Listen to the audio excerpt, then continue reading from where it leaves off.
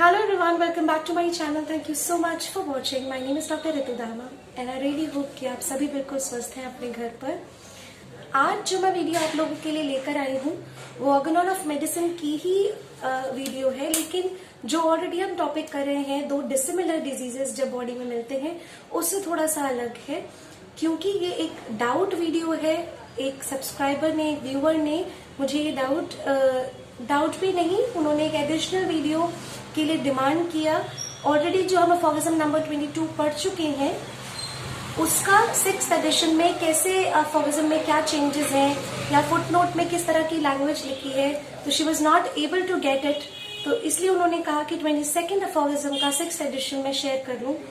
तो ये वीडियो मैं इसीलिए शेयर कर रही हूँ ताकि जिनको भी ये डाउट हो 6th एडिशन के अफॉरिज्म में फुटनोट में, तो वो 22nd अफॉरिज्म फिर से इस वीडियो के थ्रू पढ़ सकते हैं। एंड आई रियली होप कि आपको ये वीडियो अच्छी लगेगी। अगर वीडियो पसंद आती है, आपके लिए यूजफुल है, तो प्लीज हेजिटेट मत कीजिए, ज्यादा टाइम नहीं लगेगा। आपका एक लाइक बटन प्रेस करना है और सब्सक्राइब कर लेना है मेरे चैनल को अगर अभी तक आपने सब्सक्राइब नहीं किया है। शेयर कीजिए ज्यादा से ज्यादा, सो दैट ज्यादा से ज्यादा लोगों को इन वीडियोस का बेनिफिट मिल सके, होम्योपैथी का बेनिफिट मिल सके। तो विदाउट वेस्टिंग मच टाइम आज हम बात करते हैं 22nd अफॉरिज्म के फुटनोट के बारे में, जो कि 6th एडिशन में कुछ अलग तरीके से है। 22nd अफॉरिज्म मोर और लेस मैं थोड़ा जल्दी से समराइज कर देती हूँ कि किस बारे में था। वो ये बताने के लिए था कि ऑपोजिट और सिमिलर मेडिसिनल सिम्टम्स के बेसिस पर ही दवाइयां प्रिस्क्राइब की जाती हैं, तभी वो किसी भी इंडिविजुअल को क्योर करने की क्षमता रखती हैं। जब भी एक डिजीज देखा जाता है तो वो डिजीज में कुछ भी और नहीं देखा जाता, कुछ भी और ऑब्जर्व करने की जरूरत नहीं है, सिर्फ टोटलिटी ऑफ सिम्टम्स ऑब्जर्व करने की जरूरत है, साइंस एंड सिम्टम्स देखने की जरूरत है। उसी तरह से एक मेडिसिन की जब बात की जाती है तो उसमें और कुछ भी देखने की जरूरत नहीं है, सिर्फ आपको जो देखना है वो कि उसकी क्या क्षमता है, क्या वो सारे सिम्टम्स एक हेल्दी ह्यूमन बीइंग में प्रोड्यूस कर सकती है, जो कि वो एक डिजीज इंडिविजुअल में क्योर कर पा रही है।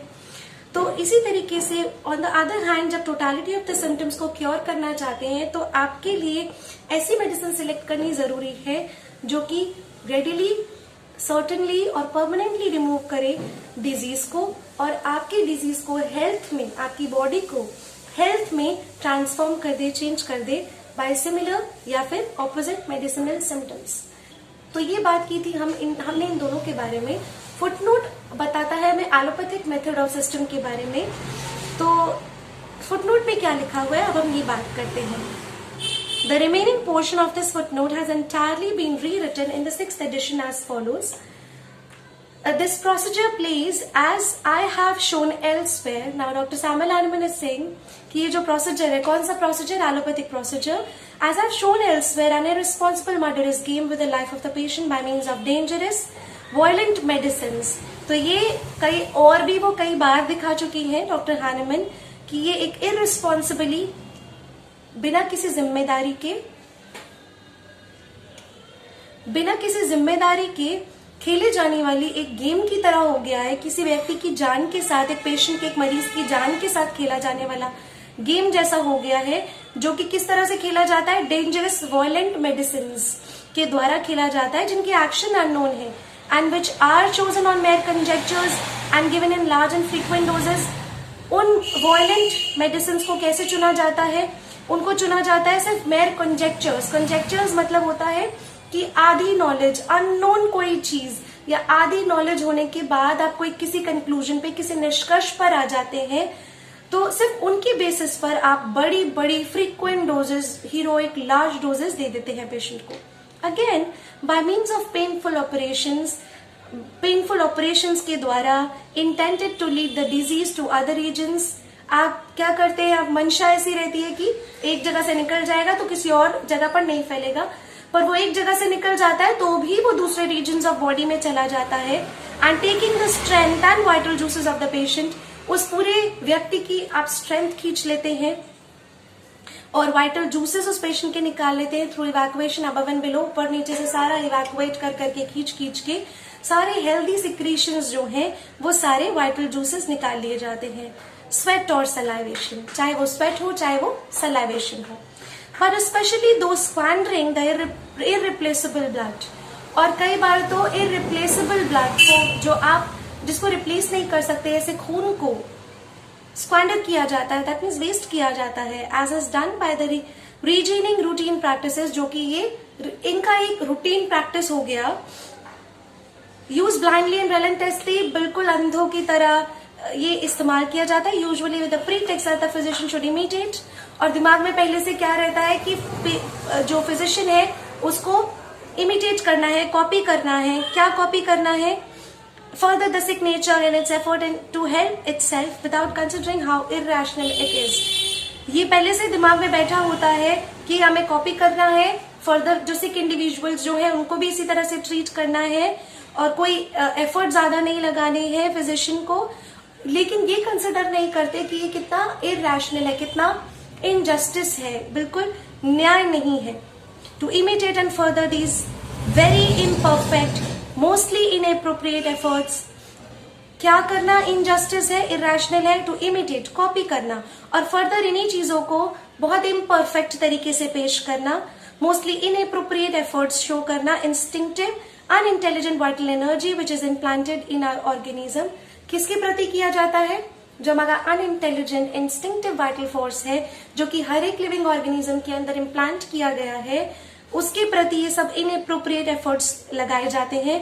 सो long as it is healthy to carry on life in harmonious development, जब तक कि वो बिल्कुल एक हेल्दी स्टेट में होती है, हार्मोनियस फंक्शंस अपने अच्छे से कर पा रही होती है, but not to heal itself in disease, लेकिन अपने आप को खुद बीमारी में वो हील नहीं कर सकती। For were it possessed of such a model ability, it would never have allowed the organism to get sick.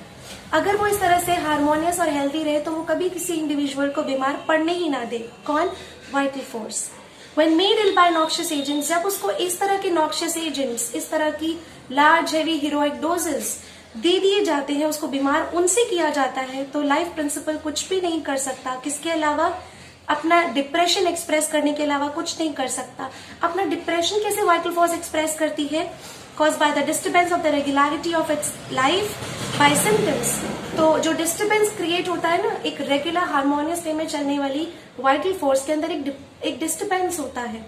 जो डिस्टर्बेंस सिम्टम्स के द्वारा जो एक इंडिविजुअल है वो शो करता है। तो एक बॉडी अपना डिप्रेशन या वाइटल फोर्स अपना डिप्रेशन कैसे शो कर रही है? By symptoms. कैसे डिप्रेस हुई? बाय द नॉक्शियस एजेंट्स, इस तरह के एबनॉर्मल एजेंट्स के द्वारा जब बीमार हुई तो। By symptoms by means of which the intelligent physician is asked for aid, जो सिम्टम्स के लिए एक इंटेलिजेंट फिजिशियन के पास पेशेंट आकर मदद मांगता है। If it is not given, it strive to save by increasing the ailment, especially the violent evacuation, no matter what this entails, often with the largest sacrifice or destruction of life itself. अगर ये नहीं दिया जाए तो वो क्या करते हैं? एलिमेंट्स को और बढ़ा दिया जाता है। कैसे? वॉयलेंट इवैक्यूएशंस किए जाते हैं। नो मैटर, कोई फर्क नहीं पड़ता, कोई फर्क नहीं पड़ता कि अंदर के जो ट्यूब्स हैं, इसोफेगस है, इंटेस्टीन्स है, इनमें क्या होगा, क्या फर्क पड़ेगा जब वो इवैक्यूएशंस किए जाएंगे, किस तरह से लार्जर सैक्रिफाइस या फिर लाइफ को डिस्ट्रॉय किया जाएगा, उसका कोई फर्क नहीं पड़ता। For purpose of cure, cure के लिए जो मोर्बिडली डिप्रेस्ड वाइटल एनर्जी है, उस वाइटल एनर्जी को जिसमें कि बहुत कम क्षमता रह गई है, worthy of imitation since all changes and symptoms produced by it in the organism are the disease itself. What intelligent physician would want to imitate it with the intention to heal if he doesn't thereby sacrifice his patient? तो cure करने के लिए जो vital force है, vital energy जो है, वो abnormal depressed vital energy जिसके पास बहुत ही थोड़ी सी क्षमता रह गई है कुछ भी कॉपी करने की, क्योंकि जितने भी बदलाव आए, जितने भी सिम्टम्स आए जो कि एक ऑर्गेनिज्म ने प्रोड्यूस किए डिजीज की वजह से, what intelligent physician would want to imitate it? क्या एक इंटेलिजेंट फिजिशियन उसको कॉपी करना चाहेगा with the intention to heal? अगर वो किसी को ठीक करना चाहता है, he did thereby sacrifice his patient, और अगर ऐसा करेगा तो वो अपने पेशेंट को सैक्रिफाइस कर रहा है। मतलब हर एक पेशेंट के लिए सेम चीज, सेम इमिटेट करना है। इसके साथ ये किया तो अगले के साथ भी यही करना है, उसके अगले के साथ भी यही करना है। सिर्फ कॉपी पेस्ट वाला प्रोसेस जो चलता है, जिसमें कोई इंडिविजुअलिटी नहीं है, जिसमें कोई एक अलग रोल नहीं है, जिसमें किसी की बॉडी को अलग नहीं समझा जा रहा है, जिसमें जिसकी अपब्रिंगिंग को कोई नोटिस नहीं किया जा रहा है, ये सब चीजें जब की जाएंगी और जब इन चीजों को कंसिडर नहीं किया जाएगा तो कुछ नहीं होगा, एक पेशेंट की लाइफ सैक्रिफाइस होगी। So I hope have been able to make you understand about this. ये थोड़ा सा ट्रिकी है, ये aphorism है, बट आई रियली होप कि मैं आपको इसको समझा पाई हूँ. आप इसको 2-3 बार फिर से रीड करेंगे तो आपको और अच्छे से समझ आ जाएगा. And if you like this video please like it and subscribe to my channel. Share it with your friends जो भी होम्योपैथी कर रहे हैं अपने कॉलेज में, अपने स्टूडेंट्स, अपने फैमिली, जिसके साथ भी शेयर करना चाहें आप शेयर कीजिए. Until I come up with my next video, stay tuned, stay blessed and stay connected with homeopathy. Bye bye.